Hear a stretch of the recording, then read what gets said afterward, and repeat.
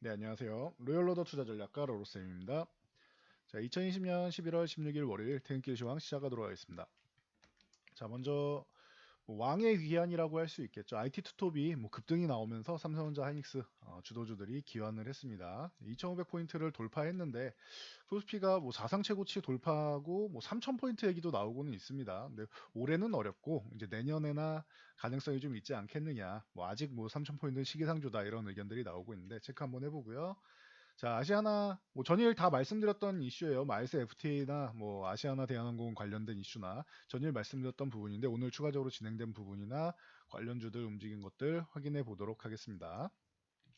자, 다우지수 오늘도 뭐 나쁘지 않을 것으로 예상합니다. 그래서 뭐 급락이 나오거나 하지는 않고 이 구간에서 횡보가 나올 것이다. 근데 만약에 여기서 뭐 대표적인 이슈로는 코로나19의 뭐 추가 확산 문제. 근데 이 부분은 지금 시장에서 신경을 안 쓰고 있어요. 백신이 막아줄 거야 라고 생각을 하고 있습니다. 그래서 가장 큰 문제점은 지금 뭐 악재임에도 불구하고 악재로 인식하지 않고 있고 우리나라도 뭐 200명을 넘어가는데 기존에 100명 넘었을 때는 뭐 사회적 거리두기 2.5단계를 예상하고 했었는데 지금은 뭔가 좀 조용하죠. 그래서 이 백신에 대한 기대감 이런 부분이 좀 나오고 있습니다. 거기에 미국 대선이 아직 안 끝났다.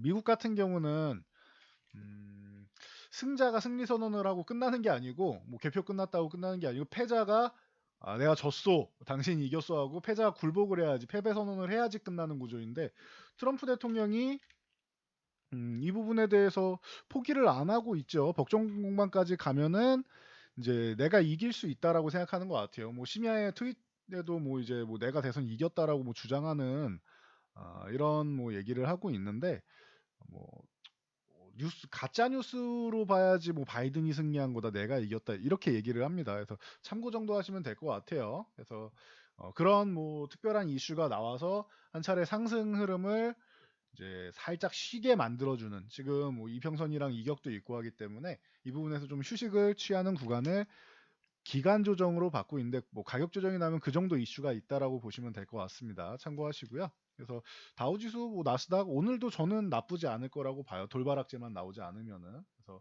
그리고 트럼프가 뭐 불복하고 있는 것도 우리가 미리 알고 있던 사실이죠. 대선 전에 선언을 한 것이기 때문에 새로운 악재가 아닌 거예요. 그 부분은. 그래서 참고하시면 될 것 같습니다.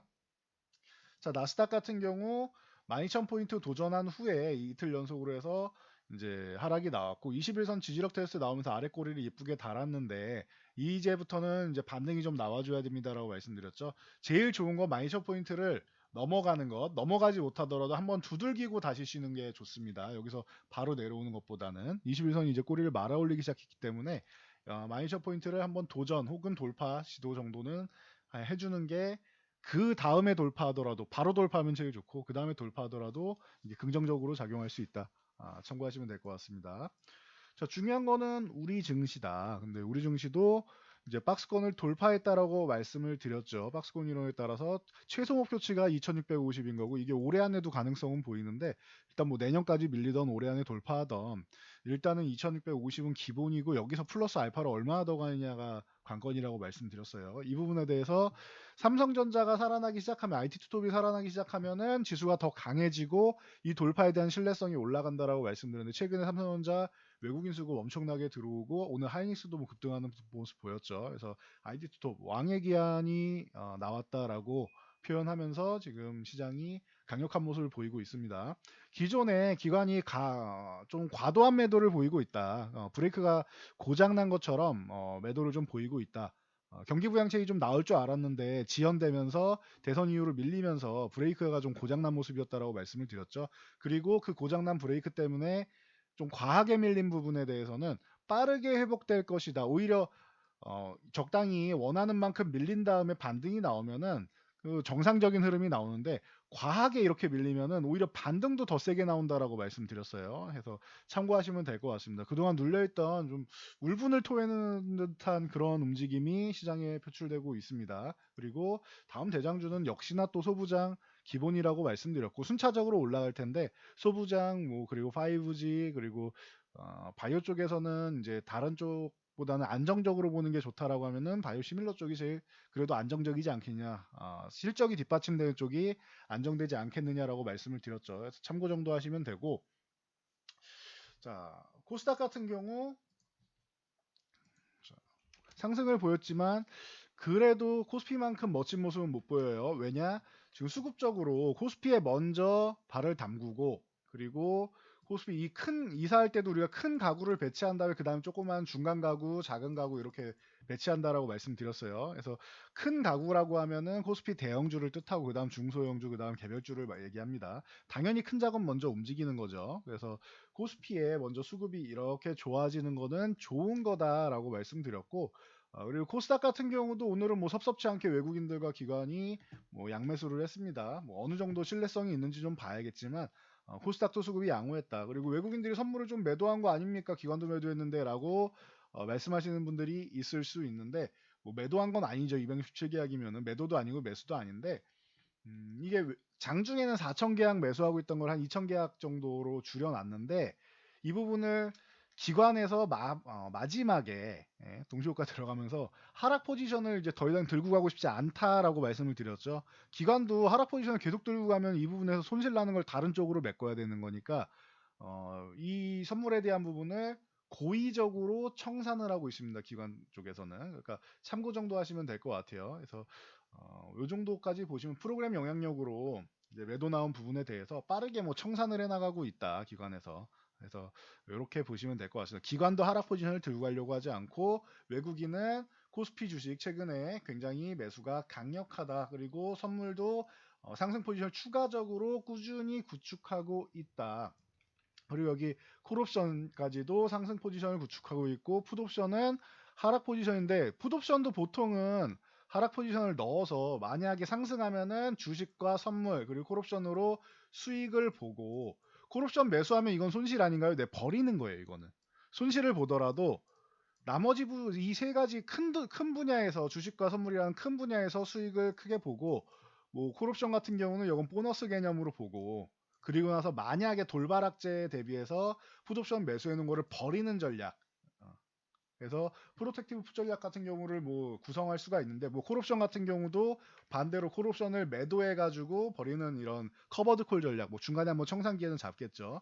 이런 전략을 취할 수가 있는데, 콜이나 풋 중에서 하나를 버리는 전략을 취할 수도 있는데, 그런 움직임이 나오지 않고 있다. 그냥 오로지 상승 방향만 보는 이런 수급이 나오고 있다라고 말씀드렸어요. 그럼 12월까지 만기일까지 전혀 걱정이 없는 상황이다. 제가 이번 11월 만기 전에 10월 하순부터도 말씀을 드렸죠. 12월까지 11월 만기까지는 올라가게 되는데 11월 만기에서 끝나는 게 아니라 12월까지도 추가적으로 상승이 나올 수 있다. 이유는 불확실성이 해소되고 소비 시즌이 다가오고 있고, 그리고 연말에 못 올랐던 소외주들 키높이 맞추기로 올라올 것이다라고 말씀드렸는데, 그 부분이 전체적으로 지금 순환하면서 일어나고 있습니다. 그래서 순차적으로 시장은 순리대로 돌아가고 있는 거예요. 기존에 수급으로 밀어내리는 시장은 한계가 있는 겁니다. 그 수급은 언젠가는 수급 논리는 끝나게 돼 있고 시장은 정상화된다. 그래서 주가는 항상 기업 가치에 수렴한다라고 말씀드리고 있지요. 참고하시고, 코스닥은 많이 못 올라가는데 좀 실망스러운 거 아니라고 했어요. 지금 이 구간에서 추세적으로 이렇게 하락 고점을 낮추고 있었는데, 이 고점 낮추는 부분을 횡보하면서 넘어가도 괜찮다라고 말씀드렸죠. 이게 오히려 나쁘지 않다라고 말씀드렸어요. 기존에 말씀드렸듯이 횡보를 하고 있습니다. 이 상황에서 양보를 하나 만들어 준다라고 하면 900포인트 도전 다시 한번 할 거고, 코스닥은 내년에는 1000포인트대에서 놀지 않을까 생각한다라고 말씀드린 내용 그대로입니다. 변함이 없어요. 그리고 올라가는 구간은 상승이 나오는 흐름은 21선이 꼬리를 위쪽으로 말아 올리기 시작하면은 그때부터 좀 기대감을 가질 수 있다라고 있습니다. 빠르면은 이번 주 후반, 늦으면은 이제 다음 주 정도가 되겠죠. 그래서 코스닥도 위쪽으로 이제 돌파 시도가 나올 가능성이 충분합니다. 그러니 뭐 걱정하실 필요가 전혀 없다. 코스피 주식 그리고 선물 그리고 옵션 동향 다 좋다. 자, 삼성전자 전일 뭐 장대 항목 나오면서 62,000원 돌파한 다음에 여기서 한 차례 더 상승하면서 다음 저항 구간까지 뭐 도달을 했어요. 67,000에서 67,500 요 사이가 다음 저항이 될 수 있는데, 벌써 뭐 거의 다 왔습니다. 그래서 해당 구간에서 한 차례 좀 줄이겠다 하시는 분들은 이제 뭐 비중 축소를 하셔도 되고, 나는 그냥 수급도 좋고 내년까지 좋다라고 하면은 중간에 이렇게 한번 밀렸다가 이렇게 올라오는 이런 흔들림이 나오더라도 난 버티고 그냥 쭉 들고 가겠다라고 보셔도 됩니다. 그래서 기존에 동학개미운동 때 참여하신 분들, 제가 삼성전자랑 하이닉스는 당장 보는 게 아니라 내년까지 보셔야 됩니다. 빠르면 내년, 늦으면 내후년 정도까지 해서 최소한 한 2년 이상 여유 자금 있는 분들만 삼성전자 하이닉스를 들어가시면은 올해 조금 생각보다 수익이 크지 않더라도 내년, 내후년까지 하면은 여러분들이 만족할 만한 수익 얻을 수 있지 않을까 싶다라고 말씀을 드렸습니다. 그래서 그 흐름에 이제 제2차 파동이 나온다라고 생각하시면 돼요. 첫 번째 파동은 이제 코로나 때 이렇게 4만 원 초반까지 내려왔던 것, 이 구간에서 매수를 하셨다라고 하면 47,000, 뭐 저점 매수 아니더라도 47,000원, 47,500, 요 구간 회복할 때 매수하면 된다라고 했죠. 이런 구간에서. 그리고 나서 이 구간에서 올라가는 것들 이제 내년 정도 되면은 7만 원 넘어가는 거 어렵죠. 저는 8만 원 가도 이상할 게 없다라고 말씀을 드렸어요. 그 구간을 넘어가도. 근데 이제 코리아 디스카운트랑 그런 부분을 감안해도 충분히 돌파 가능성이 있지 않겠느냐라고 저는 그렇게 본다라고 말씀을 드렸습니다. 참고 정도 하시고 대신 수익률만 보면은 그래도 소부장이 좋을 거라고 봅니다. 뭐 수차례 말씀드렸습니다. 지금까지도 좋았고 앞으로도 수익률 자체는 기대 수익률 소부장이 더 유리하다라는 건 알고 가시면 됩니다.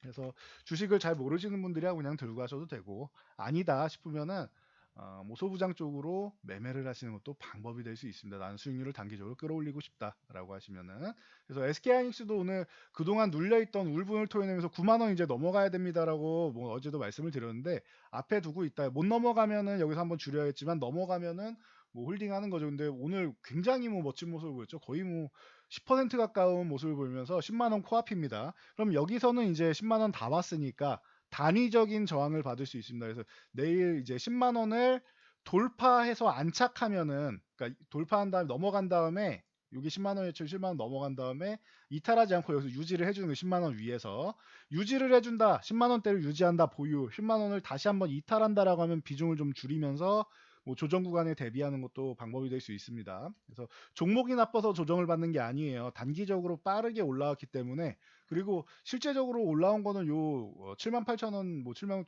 이 구간 때부터 올라왔기 때문에 7만 8, 9천 원대부터 해서 이렇게 올라왔다. 20% 단기적으로 20% 이상 올라왔으면은 한 차례 언제 쉬던지 이상하지 않아요. 근데 그 쉬는 구간을 10만 원 위에서 쉴 것이냐 아니면 10만 원 저항을 받고 10만 원 아래서 쉴 것이냐 차이입니다. 그래서 돌파해서 안착한다, 보유, 돌파 못하고 밀린다. 그러면 여기서부터 비중 축소해서 소부장으로 교체하면 제일 좋은 것이고 만약에 이렇게 밀린다라고 하면은 기다렸다가 저점에서 매수를 다시 한번 하시면 됩니다. 그래서 하이닉스 같은 경우는 뭐 가볍게 대응하시면 되는 좋은 구간에 들어왔습니다. 참고하시고요. 자, 이게 반도체 사이클 같은 경우는 뭐 전년부터 계속 말씀드렸지만 원래 올해부터 개선이 되는 건데 코로나 때문에 한번 조금 문제가 생겼고 인텔의 기술력 문제로 이제 CPU 출시되는 게 지연됐죠. 그래서 뭐 반도체 빅사이클이 오는데 뭐 데이터 센터를 비롯해서 전체적인 4차 산업혁명 중심의 반도체는 필수다라고 말씀을 드렸어요. 그래서 뭐 매수기에 이번 4분기 정도만 잘 넘기면은 이제 뭐 내년에는 업황이 계속 회복되고 내후년까지는 최소한 이어지고 몇 년 정도 지속되느냐가 관건이 되겠죠. 그래서 매수 기회입니다. 그래서 지금 그렇다고 지금 이렇게 10% 상승한 종목을 매수하라는 건 아니에요. 이렇게 올라가면은 항상 뭐 매수 얘기가 나오는데 아니다. 기존에 매수를 하는 게 맞는 거고 최근에는 삼성전자보다 하이닉스가 좀 더 유리할 수 있다라고 뭐 수차례 반복해서 말씀을 드렸죠. 그래서 하이닉스 같은 경우 멋진 모습을 보였는데 지금 이 10만 원 구간에서 매수하라는 게 아닙니다.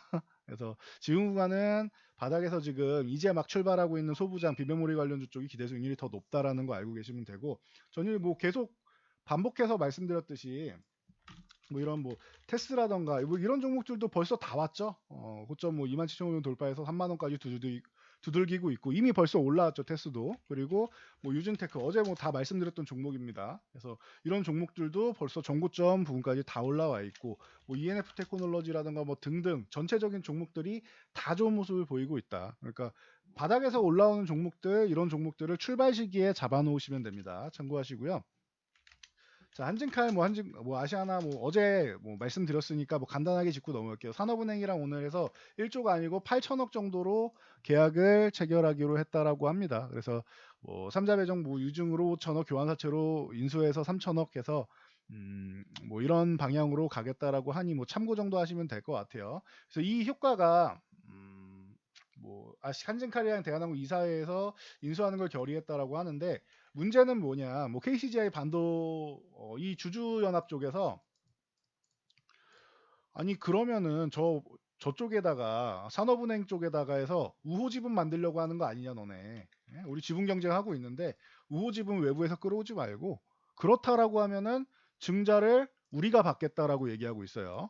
그래서 이 부분 좀 참고하시고요. 그러면서 산업은행의 뭐 도움을 거절을 하고 있습니다. 그러니까 이 부분에서 진통이 좀 있을 거고 노조 측에서도 반대를 좀 하고 있다. 노조 같은 경우는 노조가 하는 일이 뭐예요? 본인 그 노조들의 뭐 일자리 그리고 권리를 이제 보호하는 것이죠. 그럼 구조조정이나 여러 가지 얘기가 있을 수 있기 때문에 마시아나가 저렇게 어려운 상황에서 대한항공도 뭐 아주 좋은 상황은 아니고 지금 코로나19에 뭐 여행객이 없는데 대한항공이야 누누이 말씀드렸듯이 화물 쪽으로 해서 잘 버티고 있는 거지 뭐그 좋은 상황까지는 아니란 말이죠. 그러면은 저 부실한 기업까지 떠 안아서 거기에 뭐 에어서울, 에어부산까지 같이 이제 가져오는 것이죠. 그래서 노조들 같은 경우는 본인들의 일자리나 뭐 이런 구조조정이나 여러 가지 측면에서 합의가 좀 필요하지 않겠느냐.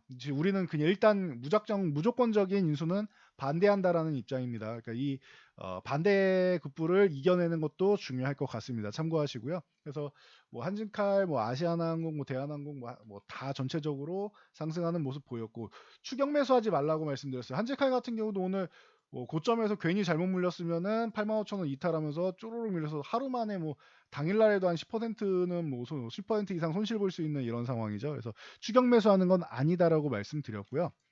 그리고 이 방금 말씀드린 에어서울이랑 에어부산까지 인수를 하게 되면 이제 LCC 시장이 재편이 되죠. 그러면서 이제 조금 안정화를 찾고 뭐 수혜를 볼 수 있지 않겠느냐라고 얘기가 나오고 있습니다. 이 부분은 좀 대신 좀 기다려야겠죠. 지금 뭐 코로나가 해소된 것도 아니고 여행객이 는 것도 아닌데 이 부분에 대해서는 조금은 기다려야 될 수는 있다라는 거. 대신 중장기적으로는 이게 진통이 잘 해결이 되고 저런 반대급부를 이겨서 인수가 해결이 된다라고 하면은 초대형 항공사가 나오는 거 세계 10위권 항공사가 나온다라고는 말씀드렸으니까 이건 참고하시면서 조금 지켜보면 될 것 같습니다. 직접 매매하는 것보다 안정적인 종목들 매매하는 게 나아요.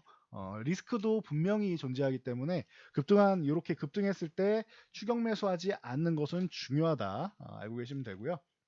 그리고 이제 전일 뭐 메가 FT 이 알셉 쪽에 이제 뭐 그 체결이 됐다라고 15개국 체결된 거 말씀드렸었는데 이제 침체된 이제 조선업계 이제 활력 가능성이 뭐 나왔죠. 그러면서 이제 대우조선해양이라던가 뭐 삼성중공업, 한국조선해양 뭐 등등 이런 조선주들, 현대위포조선, 뭐 한진중공업 등등 조선업종들이 오늘 반등이 나왔습니다. 그동안 워낙 뭐 안 좋은 모습을 보인 데다가 이렇게 해서 기대감을 모아서 올라온 다음에 뭐 LNG선이라던가 지금 뭐 올해 코로나 때문에 수주가 좀 밀려 있는 것들 수주가 나오게 된다라고 하면은 저항을 돌파해서 올라가는 그래서 이게 계속 말씀드렸던 연말에 키높이 맞추기예요. 그동안 좀 어려웠던 이런 소외주들 같은 경우에 이제 반등이 나오면서 키높이 맞추기를 한다. 그래서 건설주, 뭐 화학주, 뭐 그리고 뭐 금융주들, 금융삼종 뭐 등등해서 전체적으로 그 중에서 뭐 증권주는 강세 보일 요인이 충분하다라고 말씀드렸고 나머지 뭐 은행주나 보험주나 다 이 배당주로서도 매력이 있고 연말에는 한 번 정도 올라올 수 있다라고 했는데 전체적으로 다 올라오고 있죠. 그래서 참고 정도 하시면 됩니다. 여기에 조선이 좋으면 당연히 뒤따라오는 쪽이 이제 철강 쪽이 있죠. 그래서 현대철이라던가 뭐 동국제강, 뭐 대한제강 이런 종목들이 전체적으로 좀 따라서 올라오고 있습니다. 키높이 맞추기에서 이렇게 올라오고 있죠. 이런 시즌 되면은 뭐 악재가 나오더라도 호재성 뉴스들이 막 만발을 해요. 연말에는 이제 키높이 맞추기를 해야 되기 때문에 그동안 뭐 업계가 어렵네 어쩌고저쩌고 하다가 갑자기 뭐 여름 가격에 뭐가 오르네 이러면서 뭐 컨테이너 지수가 좋네 하면서 뭐 최근에 뭐 해운주 같은 경우도 당연히 좋았어야 되는데 상하이 컨테이너 지수로 해서 워낙 많이 올랐었죠 최근 해운주는. 그래서 뭐 대한해운이나 HMM 같은 경우 많이 올랐기 때문에 해운주는 그래서 쉬는 것이고 못 올라온 이런 이 조선주라던가 이제 뭐 철강주, 뭐 현대철, 동국제강, 뭐 대한제강 이런 쪽. 대한제강 같은 경우는 뭐 실적도 뭐 잘 나왔죠. 그래서 대한제강 같은 경우는 실적도 잘 나오면서 오늘 뭐 아예 뭐 멋진 모습을 보였습니다. 이렇게 이제 순환매 형식으로 이렇게 소외주들이 올라오는 게 연말이다라고 기존부터 말씀드렸습니다. 참고하시고요. 조선주가 저렇게 해서 정말로 수혜를 받고 좋아진다라고 하면은 뭐 삼강 MNT라던가 이 종목 같은 경우는 뭐 풍력이나 이쪽으로도 좀 엮여 있고 그 그린뉴딜 쪽으로도 엮여 있죠. 그래서 먼저 올라왔는데 삼강 NT 같은 경우도 지금 21선 요 구간만 뭐 16,000원 구간만 이탈 안 하면은 한 차례 위쪽으로 다시 한번 뭐 2만 원대로 올라올 수 있는 가능성은 뭐 충분하고 성강밴드 같은 경우도 지금 뭐 바닥권에서 아직 뭐 헤매이고 있는데 오늘 이제 반등을 다시 한번 모색하려고 하고 있죠. 그러니까 이렇게 후발주 같은 경우도 뭐 존재는 한다. 대신 주도 섹터는 아니다라는 거 알고 계셔야 돼요. 참고하시고 틈새 시장 정도 노리는 거고 좀 전에도 증권주 말씀드렸었는데 증권주는 항상 지수 상승이 나오면은 긍정적일 수 있다. 그리고 유동성이 강화되면은 좋아질 수 있다. 그래서 키움증권이 뭐 대표적이고 그 뒤에 뭐 미래에셋이고 삼성증권 뭐 이런 종목이 있다라고 말씀을 드렸는데 키움증권 역시나 뭐 강세를 보이면서 뭐 가장 뭐 탄탄하다라고 말씀드렸어요. 유동성 장세 때는 키움증권이 개인 투자자들이 워낙 많이 이용하기 때문에 뭐 수혜를 받고 실적으로도 찍힌다. 그리고 삼성증권 미래에셋이고 같은 경우도 지금 뭐 좋은 모습을 보이고 있죠.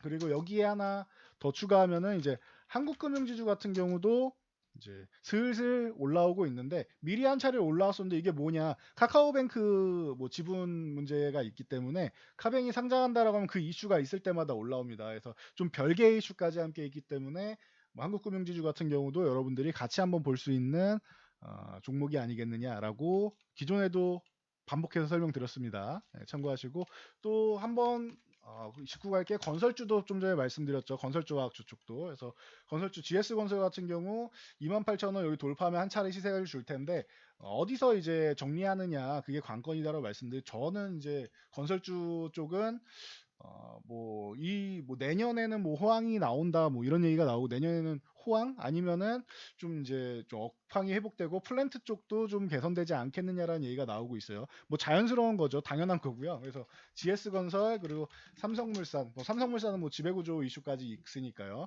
삼성물산 요 12만 원 넘어가는 게 중요하다라고 말씀드렸죠. 그래서 이렇게 조정받을 때 매매를 하는 건데 뭐 조정 잘 받았고 12만 원 잘 유지해 주니까 위쪽으로 가죠. 그래서 GS건설은 이제 슬슬 좀 정리하는 타이밍 삼성물산이 12만 원 유지해주면 아직 매매 관점으로 뭐 대응할 수 있고 뭐 IS동소나 LG하우시스, 대림비엔코, 벽산하츠 같은 이런 건설주를 보면 이렇게 건자재 아까 조선 쪽도 조선기자의 삼강밴드 삼강MT 같은 경우 보는 것처럼 건설주도 건자재 쪽을 같이 볼 수도 있다. 아니면 뭐 레미콘이라든가 시멘트 이쪽도 함께 볼 수 있겠죠. 참고하시고요.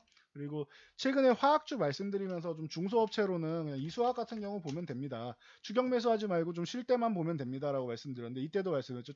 추격 매수하지 말고 휴식을 취하면 이렇게 휴식을 취할 때 여러분들이 보시면 됩니다라고 했는데 역시나 뭐 휴식 구간은 줍니다. 만약에 휴식 구간이 나왔는데 내가 원하는 가격을 안 줬다 그럼 매매를 안 하시는 게 맞아요. 그리고 지금처럼 이렇게 빠르게 지금 뭐 순식간에 2배가 올랐는데 이 정도 올랐다라고 하면은 저는 그렇습니다.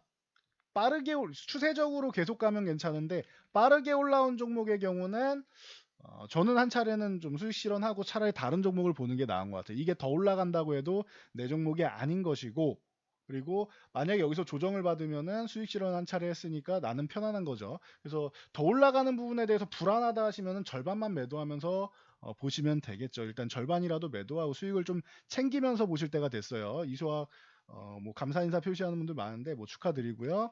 자 그리고 빅히트 같은 경우가 이제 실적이 상장 후 첫 실적인데 잘 나왔습니다. 그래서 다시 한번 이제 주가가 하락을 멈추고 이제 반등을 모색하는 모양입니다. 그래서 신규 상장주는 이렇게 매매하기가 어렵습니다라고 제가 항상 말씀드리죠. 신규 상장주 건드리시면은 수급 논리에서 흔들리기 때문에 이 기본적 분석 안 통하고 기술적 분석 안 통한다. 왜? 기본적 분석은 기업의 내재 가치를 통해서 분석하는 방법이고 기술적 분석은 과거 데이터를 통해서 미래를 예측하는데 기술적 분석 과거 데이터가 없다.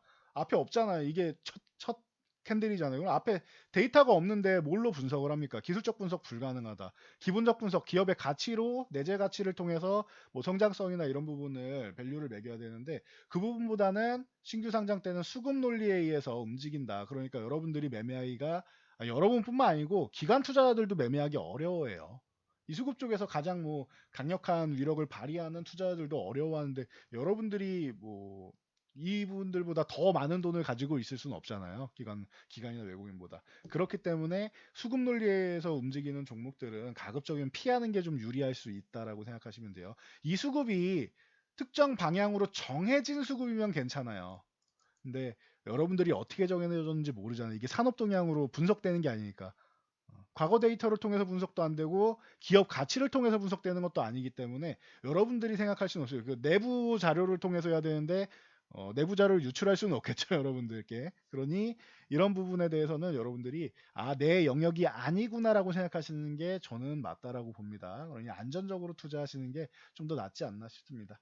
자, 오늘은 여기까지 말씀드리고 물러가도록 하겠습니다. 영상 잘 참고해서 모두 안전 투자하시고요. 영상이 도움되셨다면은 좋아요와 댓글 그리고 아래 구독 옆에 있는 종 표시 눌러주시면 알람 설정됩니다. 알람 설정하시면은 저희가 준비하고 있는 추가적인 플러스 알파 자료 그리고 전일 이제 월요일부터 목요일까지가 정기 영상인데 그 외에 추가로 어제 같은 경우도 영상을 올려드렸는데 시의성 있는 정보 미리 받아보실 수 있겠죠. 어제 말씀드린 섹터들 그리고 이슈들 다 오늘 이슈가 되었죠. 그러니 미리미리 받아보시기 위해서 알람 설정 꼭 하시기 바랍니다. 저는 물러가도록 하겠습니다.